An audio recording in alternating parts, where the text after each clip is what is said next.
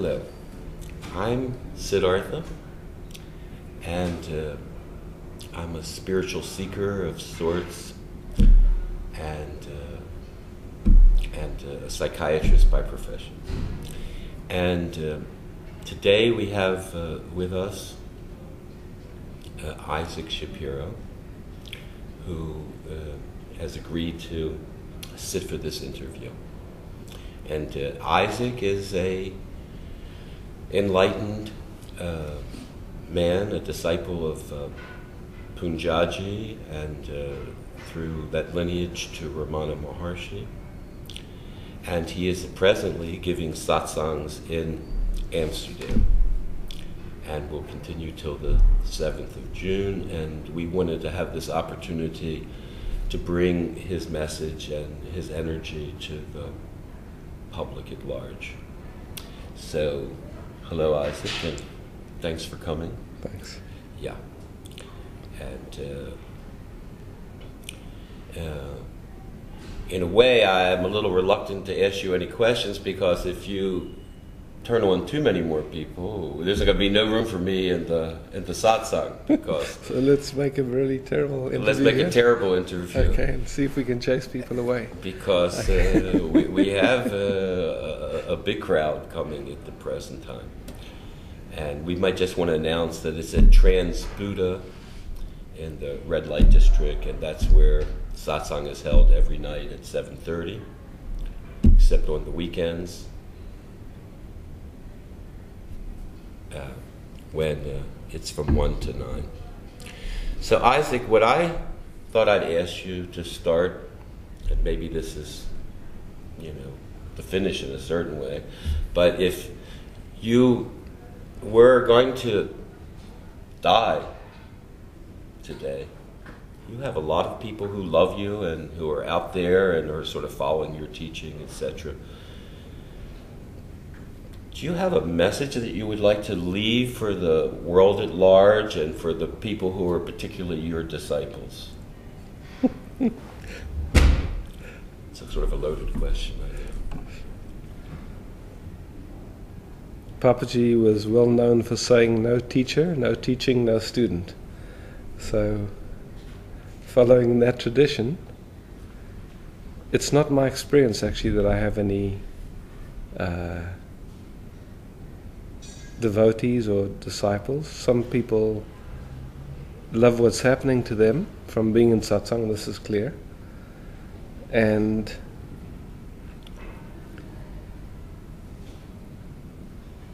the mystery of it is that we don't do anything. There's not a particular message that's been given to people. It's simply an invitation to know who you are in your own experience, so that there's nothing you have to believe or nothing that you have to do, but just simply see for yourself. So, because of this, there's no real message, and it remains very simple. Well, you seem to be unique in a way of being able to keep this message kind of simple and to the point. And in that sense, I think you're rather unique, even of Punjaji's disciples, to kind of keep this for people to have the experience themselves of who they are. And certainly you must be watching a lot of transformations happening to people. Yes, this clearly happens. How it exactly happens, I don't know, but that it happens, that I can see. So is it that you trust that if all of a sudden you disappeared from the earth plane, that this process, whatever, if people are incomplete with this process, some other way would come for them to complete the process? Yes, for sure. Just like Papaji left his body, but the fire has not gone out. He touched so many people, and this fire that awakened in his presence is burning, and it's touching many other people, so it has to continue. He died just recently. Yeah, September last year. And is my voice loud enough for this? Great. And can you say something about that? I mean, what effect this had on you, and particularly?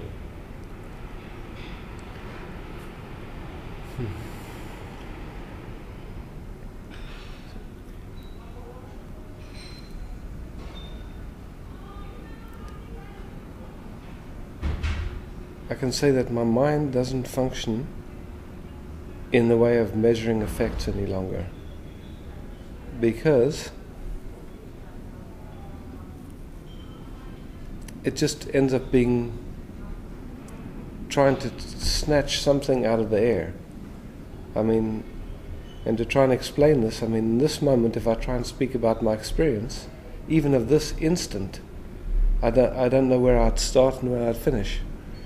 So, because there's so much, you see, it's just so, and there's nothing that you can actually, basically the mind likes to label different things and say that's what's going on, labeling different sensations and labeling different conclusions from those sensations. But the actual experience itself, where Papaji pointed me or showed me, was what is beyond the mind. And in this, there is the direct experience that he could never leave me. Who he is the same as who I am, is the same as who you are. There's no difference, actually. So, that which he is never actually died. His body left, and sure, with his body leaving, different thoughts and emotions came up. But again, it's like they have about as much relevance as any dream, yeah? They're not so, for me, not so important. But you're one of the lucky ones. I mean, you sort of completed your journey with Punjaji. He had told you that you're now to kind of go out and be available for satsang in the world, but do you have any sense of what's happening to many disciples who have been pretty much attached to his physical body and felt, that they were looking to complete the journey with him? And you see, in a way, I mean, I can say, on one level you can say there was no journey, because when you see who you are, you see that you've always been that. Mm-hmm. And there was no journey to that. You are that. Mm-hmm. And yet, at the same time, there's a depth that keeps opening up that, as far as I can see, is never ending. So in that sense, you could call it a journey that's not, but that's never complete. But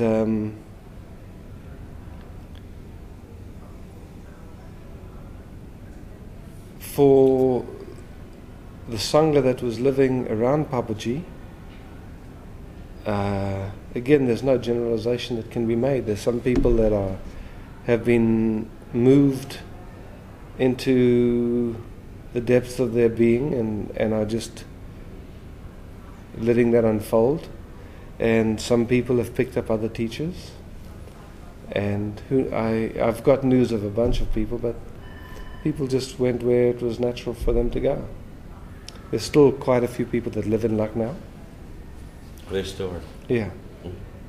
And apparently a very nice feeling, but I think in time it'll all disperse. Okay, to get back to you a little bit, you've been doing this for, I mean, it seems like 3 or 4 years that I've been seeing you since 92. Since 92. Yeah.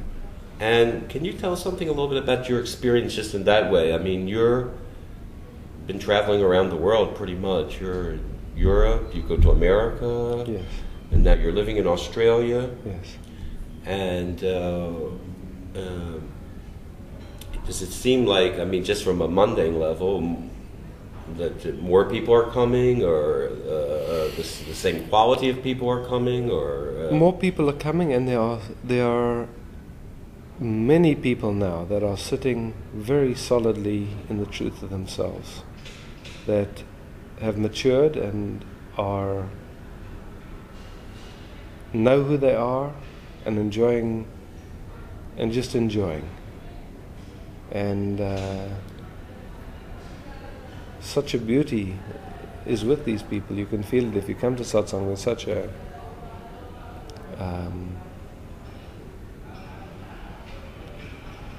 sense of silence in people. It was interesting because one person came to satsang the other night and asked how many people have actually know who they are here, and hundreds of people raised their hands. It was very beautiful to see. Mm-hmm.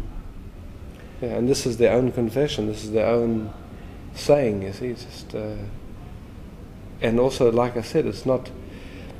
My sense is that recognizing who you are is the first step, actually, in a very hot fire, a very beautiful natural process that starts to happen. And so your feeling is that these satsangs are deepening in a way. Oh, absolutely. And absolutely. Is it pretty much the same everywhere in the world that you go, or is it is it different? You know, it's a good question, because there are. I mean, at a mind level, definitely there's cultural differences. The Dutch mind is quite different than the German mind, and different than the Australian mind. Yeah, but in terms of people recognizing that which is the same beyond the culture, this is happening everywhere. But how does this cultural mind manifest itself? I mean, that's a little lower level question, but yeah. Well, it's just, like.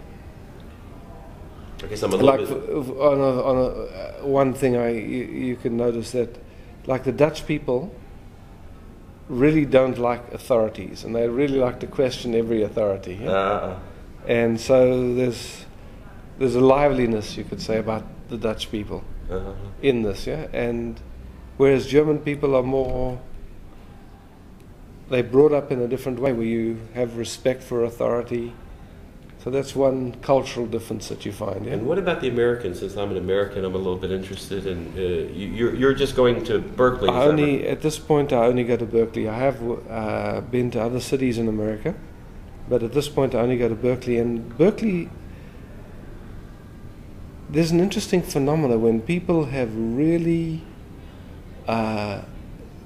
been to a lot of different groups and done a lot of different things. There tends to be more confusion than when people are fresh. Mm-hmm. So very often people that have done very little are in a lot better shape than people that have been around the block, and because they got so many concepts and stuff that they've picked up that they're kind of carrying, you could say. Because ultimately what happens is, once you get quiet, all the concepts drop away, all the beliefs drop away, and that's part of the fire, that everything that you've been holding on to basically is seen to be unimportant. It's not necessary. It's just excess baggage. So are you implying that the Berkeley group is a little bit more confused than... It seemed that way last time I was there. I see, yeah. But at the same time, once people see, then the confusion is it doesn't matter. Because the confusion just has to do with, at an idea level, trying to integrate all the different ideas that they've picked up. Once they recognize that no idea is it, they don't have to hold on to any idea, then it doesn't matter. It just all falls away by itself. And yeah, so I'm interested a little bit in the cultural differences. I tend to spend a few months in America working in the hospitals, and you must notice it also, that there's quite a culture. It's quite a difference, yeah. But I mean, from your viewpoint, I mean, especially because I'm just working in the hospital, you're giving satsang, and it seems like. Did you also go to Israel or not? No, I haven't been to Israel for satsang. Because my experience in India was there's so many Israelis, in search, I thought it's the biggest country in the world because they're all going so fast. And do you have any sense of why, you know, certain countries are interested in this satsang and some, you know, I mean, don't seem to be interested at all, you know? Is this just the evolution of the consciousness in different places? Or? Yeah. Hard to see. Again, it's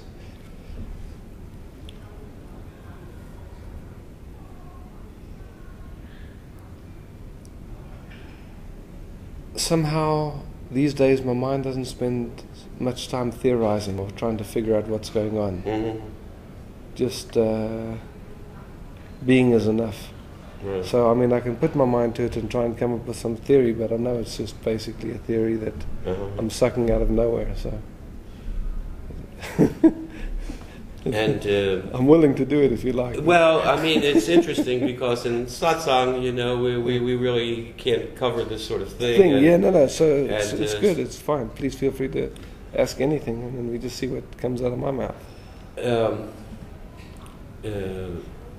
Well, I wanted to talk a little bit about, you know, you're sort of doing a new thing this year than you have done in that you're talking about relationships. And I was there the other day when you and your beautiful wife, you know, were talking about your relationships and your sexual relationships and how you feel about all that. And, you know, I thought it was really very incredible and also a shock because, you know, from before it didn't seem like that was an area that interested you at all. And I'm a little bit interested in how that's developed. And okay.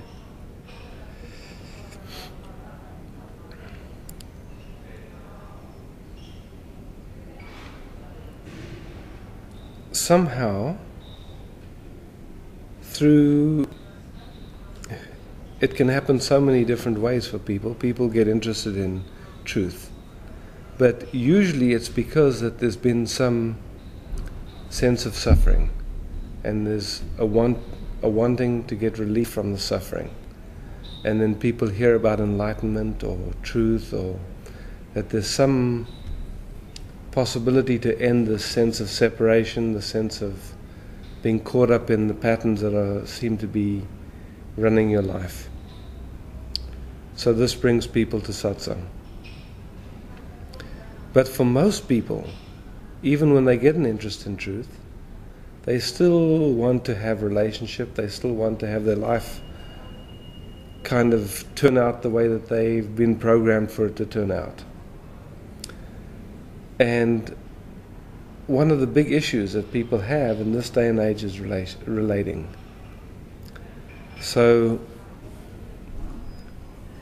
and it's really an area that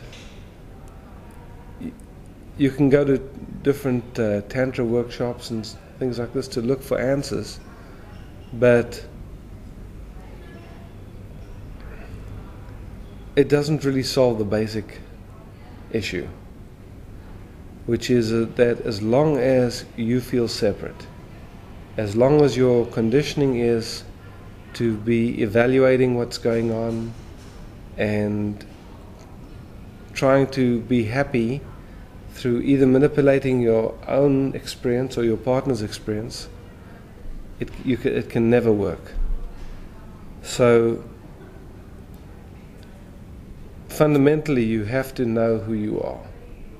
Otherwise there's not much chance for anything to happen. But even, like I said, once you recognize who you are, there's mental habits of attention that continue for some time.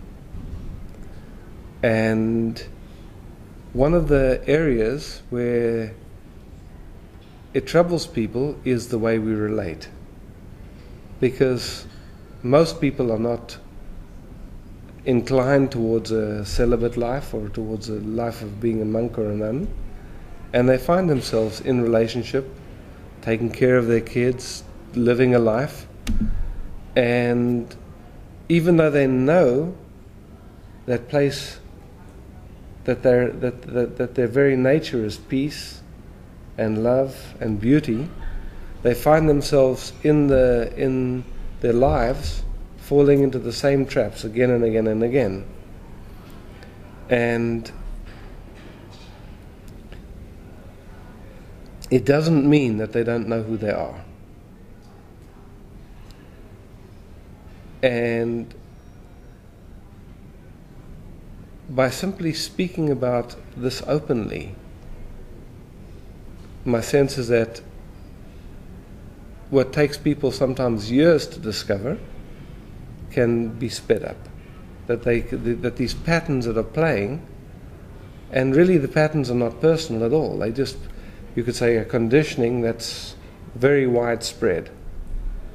And that the building blocks of this conditioning can be seen, and once they're seen, funny enough, they tend to dissolve and disappear. So this was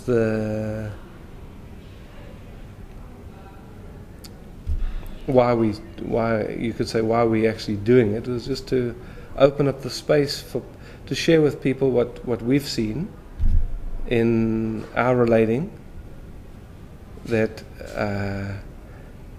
ultimately there's a number of expectations, wants,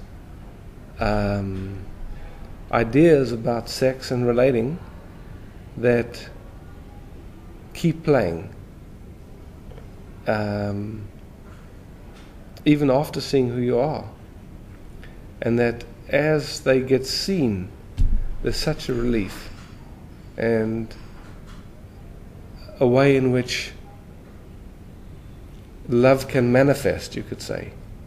That because the patterns aren't being engaged in, there's a sense of love and respect that we're trying to get, but it just happens spontaneously.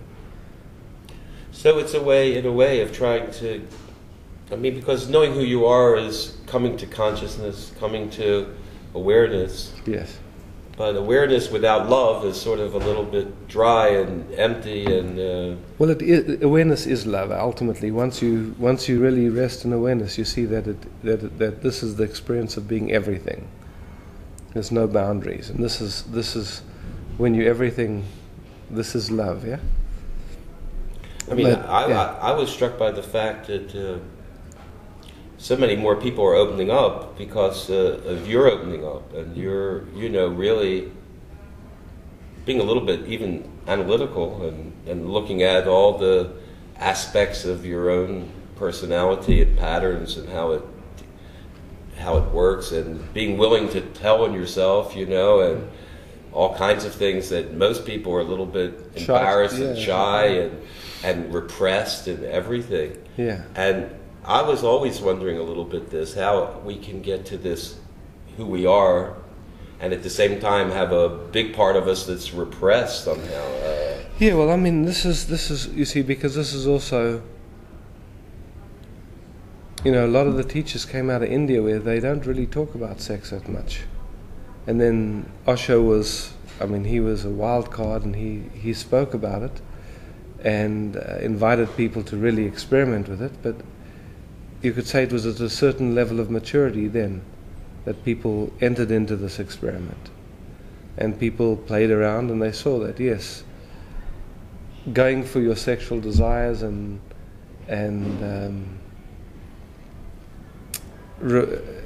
instead of repressing them, expressing them, it's healthier, but it's not the end of the story. I think most people that really went into it found that out, although some people are still but I think playing with it. But at some point you realize that happiness is not in repressing or in expressing, but in a deeper discovery that's going on. Because ultimately when you run after desires, you find that it doesn't end. You can get 1 billion, you want 2 billion. You can get 3 ladies, you want 5 ladies. And it never ends ultimately. So this is if you're really interested in peace or happiness, at some point this has to dawn, that you start to see what's going on with these tendencies. And see that whatever you're wanting, whatever you're desiring, the moment you get it, you don't want anything. So the desiring is actually to come to that point of peace. The desire is a promise of being happy later. And so to start to see, once you start to see this, and you see that your actual nature itself is happiness, then you can, as you are going about your life, you can start to watch when some expectation comes in there. And immediately you know this for yourself. Some expectation comes in there, your experience changes. And all of a sudden you're not present, you're present with a mindset that's filtering your experience. So the same thing happens, as men we come to want to make love, or actually a lot of times, if we're honest, we just want sex. Ultimately we'd like to make love, and we'd like to have this experience of really melting and meeting in love. But as we start in the play of it, we end up basically having sex, fantasizing, doing our best to try and please our partner, but usually not even knowing if we did or didn't. And as long as they're not complaining too much, we go about our life, and we're not really satisfied, and they're not really satisfied, and then we're very surprised when they want a divorce, or they pick up some other lover, or something is going on. And so this, you could say, these habits or these ways of relating don't often get examined, because they don't often get looked at. And when they do get looked at, it's kind of tricky, because it's such a touchy subject. Men have this image that they're supposed to be great lovers, but nobody taught them. Nobody showed them. And so they don't really want to talk about it. They don't really want to say what's going on. And if they're with a woman and the woman tries to tell them something, the response is usually a hurt response, or feeling of inadequacy. And so it's a very tricky area to address. What you're describing is a lot of pain and suffering and Correct. agony that's come out of almost all of our relationships. Correct. And so there is a possibility, once two people recognize who they are, and you recognize that this patterning is there, and you see it, and you're not so interested even in having great sex or even having a great relationship. Your interest is in, okay, let's really meet and start to see what these patterns are, in the direct interest in truth, because as long as these patterns are playing, they pull on our attention. So as we just together and using this, you could say, to notice what patterns are coming up, and still staying with the truth of ourselves. It's so very, very rich what you start to discover. You start to see ways in which you've been actually both hurting yourselves and each other without recognizing it. Basically in an unconscious pattern, you could say. And because everybody's doing it and there's a cultural hypnosis, it just continues. But there's a very high cost for it, actually.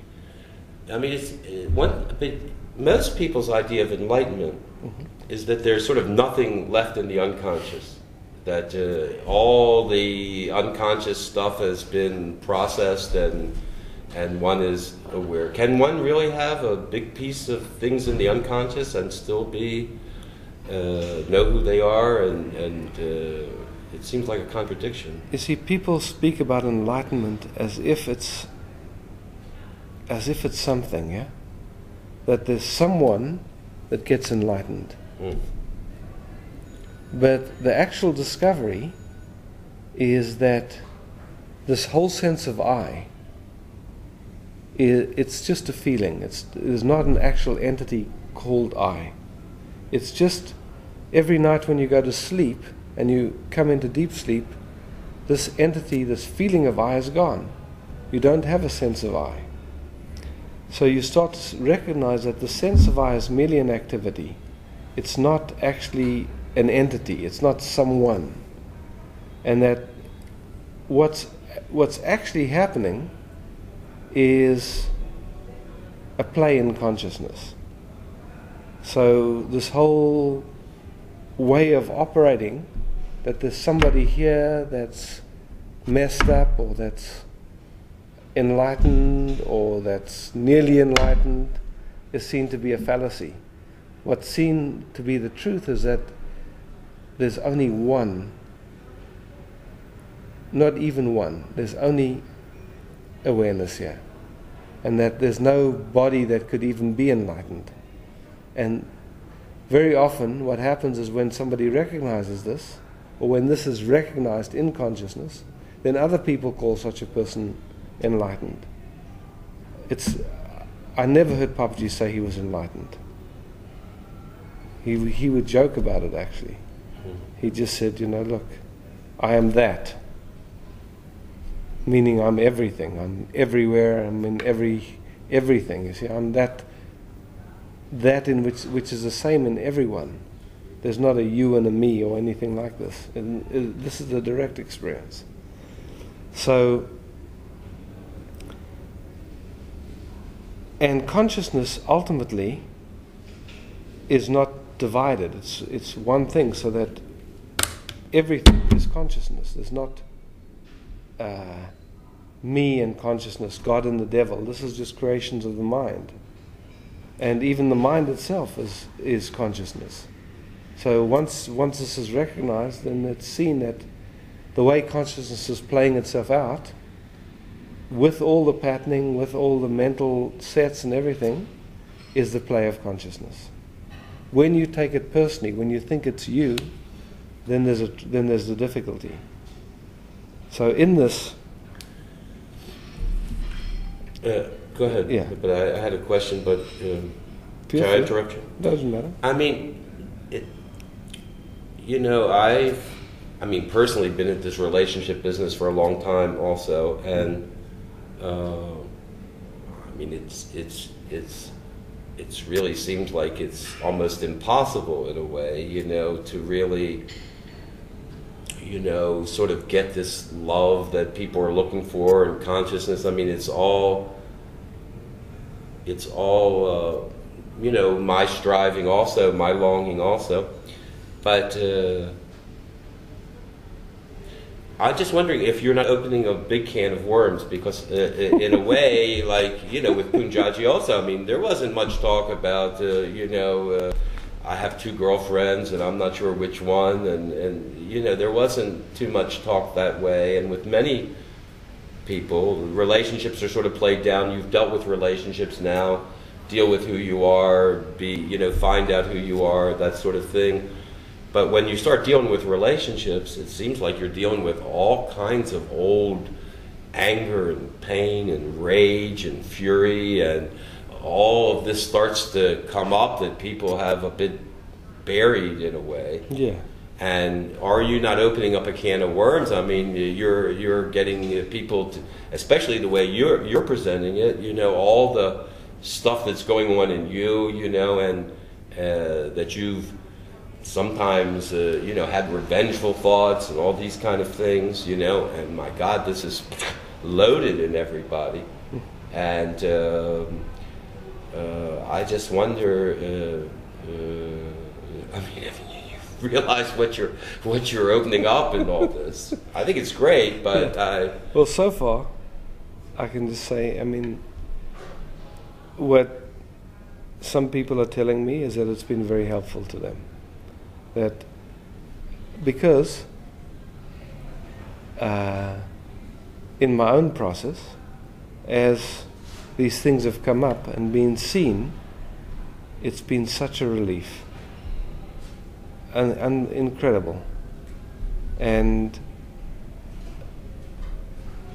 I'm not speaking theoretically, I'm speaking that I've actually lived through these experiences and seen it in my own self. And so I've had people that have come to satsang that have, almost everyone has been hurt to some degree in satsang, in relationships, and many people very, very severely. And we speak together, and all of a sudden something clicks for them. They see for themselves. It's not just another theory. It's not working on anything or trying to get rid of anything or trying to even understand anything. They literally see the mechanics of the play and they're free of it. And the relief is so awesome for them. And you can see their whole faces change, their eyes change. A load that they were carrying around is gone. Mm-hmm. So somehow it's working. I don't, again... It does seem to be working, at least in your hands. I was just wondering what you felt about, like, catharsis processes of, you know, because it seems to me I've gone back to Osho many times just dealing with relationships, you know, and there, of course, you know, there's a work on yourself, see who you are, but there's also, like, dynamic meditation, you know, chance to let out your fury a little bit so that you're not having to just be aware that that I'm aware of, you know, great rage going on inside of myself, but I'm not the great rage. I mean, sometimes it's a little bit tough, you know, when you're in strong emotion to just keep it separated, and there's a danger of getting identified with it and acting it out in some way. So I was wondering if you have any feelings about the need for that. I mean, it seems like Osho did create that first before he started opening up about relationships. Yeah, you see, I'd say it all has to do with maturity. Mm-hmm. Like a child has different needs than an adult. It's just like that. So somehow satsang is really for the top range of maturity, you could say. It's people that are ready to see. And that seems to be the people that get attracted. If people come and they're not ready for it, they tend to leave. They sense it and they leave. Mm-hmm. And then maybe they need to go through something else, and it's appropriate for where they're at. Mm-hmm. But at some point,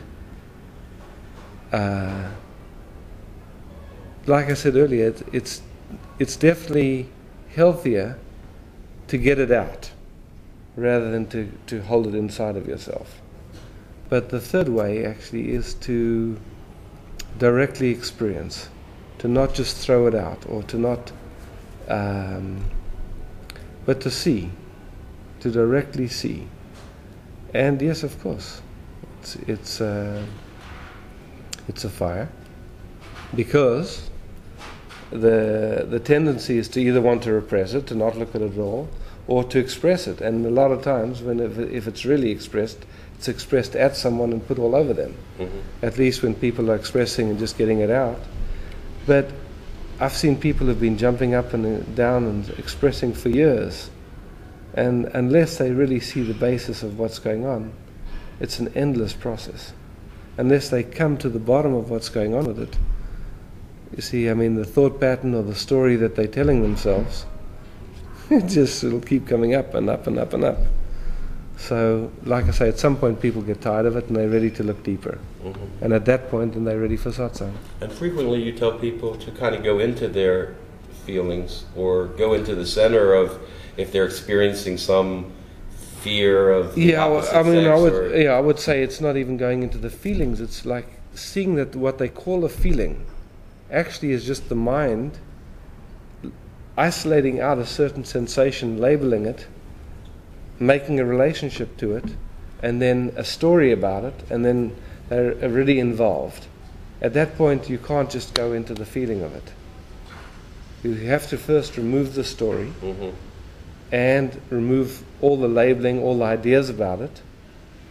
And once you directly experience it, yes, you've seen it happen many times in satsang where people go, oh, there's nothing there. Mm-hmm. And something that's bothered them for years even. Mm-hmm. Suddenly they're laughing usually. My God, there's nothing there. This whole thing has been nothing. And then that is just beautiful, because then they're free of it. Yeah. I mean, in your hands, it seems to work beautifully in a certain way. Yeah. I had the fantasy of maybe you're putting couples up on, you have a tendency to put people in the chair on the weekends, mm-hmm. and to experience what it is to be in front of everybody, and to I was just wondering how if you're going to evolve into having couples come up and maybe share their relationships. Yeah, this is very new for us actually, and I have no idea what it'll require of me or how it'll evolve. Yeah. And I mean, we've only actually spoken publicly. I think this is the third or fourth time, so it's very new for us. Very new. Yeah, it's very new for us, and it happened just because people kept asking us about it, and then we decided to try it to see what happened, and the response was so much gratefulness, because I mean, just last night one couple came to Kali and just said, you know, we've been married for years and years and years, and we took time to actually meet, and they were both crying. You know, people can be together for years and have sex on a regular or irregular basis and actually never meet, because when they get together they just go into their normal routine, you know, and there's no real meeting actually. You can't call it making love, you can only call it sex. Mutually getting rid of the tension, of the sex tension, you could say. And yeah, so this is something new for you, and I also am a little bit nervous for you, I have to admit, you know, like what is Isaac getting himself into, you know? Well, I can always stop, yeah. No, well, because I think it was last year or something, sometimes people didn't mention something about some relationship, and you said, no, that we're not dealing with this in satsang, and I thought, right, you know, I mean, but this is really, you know, the human problem.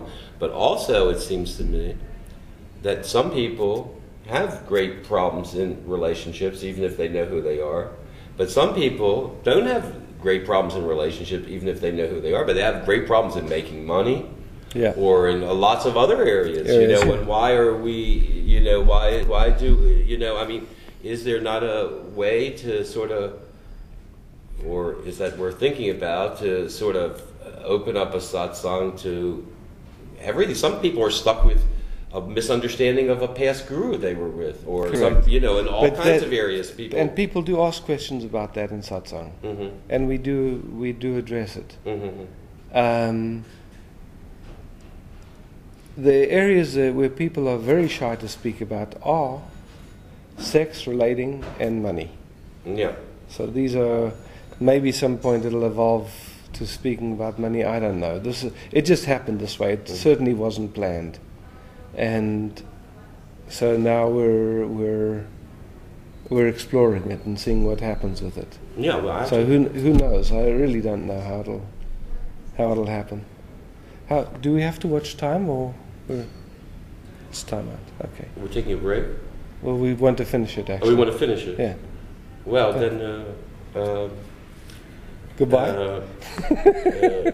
Well, there's a lot more here, and this has, by me, been you know, a wonderful interview, and it's opened up really a lot more questions. Yes. But we really don't have much more time, so at this point, I think we're going to thank Isaac for joining us, and thank you all for watching, and if you're so inclined, I'll announce it again. The satsangs are Isaac Shapiro at Trans Buddha, and he's meeting every night at 7:30, Monday through Friday, and on the weekends it's 1 o'clock in the afternoon until 9 at night.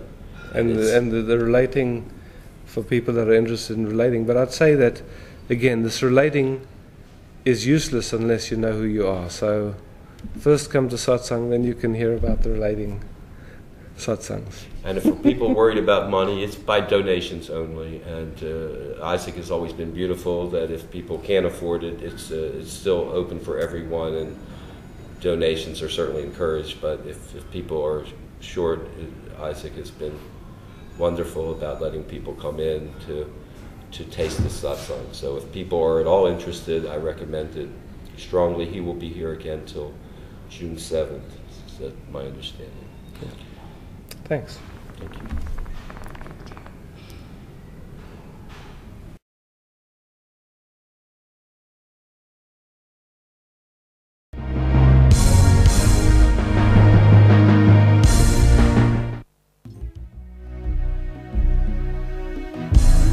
Wilt u leren van en over computers? De Mad Processor heeft het allemaal in huis. Multiplayer games en internet. Hardware, software, snuffelen. PC Dumdag.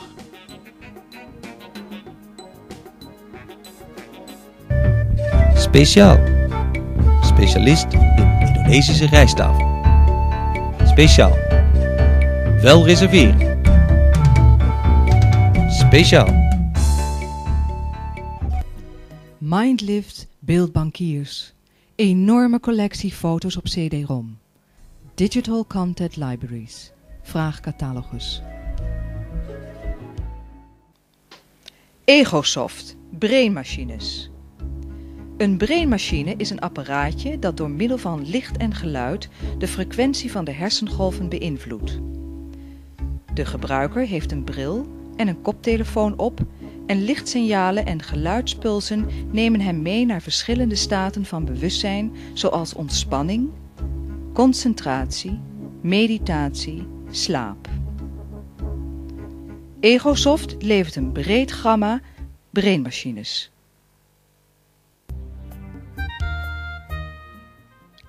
BCE. Goed idee voor een PC.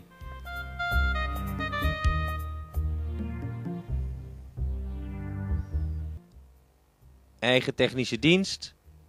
Gespecialiseerd in zakelijke computers, netwerken, printers.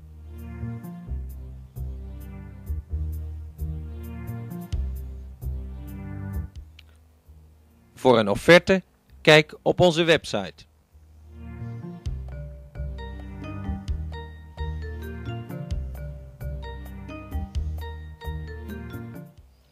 BCE, goed idee voor een PC.